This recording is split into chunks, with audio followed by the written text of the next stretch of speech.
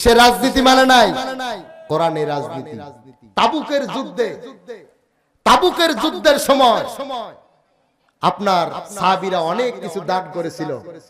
হযরত আবু বকর সিদ্দিক রাদিয়াল্লাহু তাআলা আনহু, ওনার ঘরের একটা দত ছিল। কি ছিল?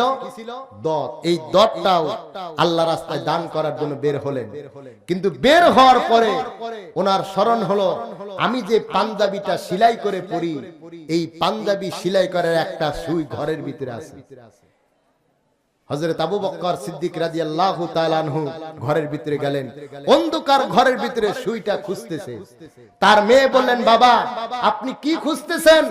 আবু বকর সিদ্দিক রাদিয়াল্লাহু তাআলা আনহু বললেন যে আমি যে পাঞ্জাবিটা সেলাই করে পরি, একটা সুই আমার ঘরে আছে, এই সুইটাও ইসলামের জন্য আমি দান করতে চাই।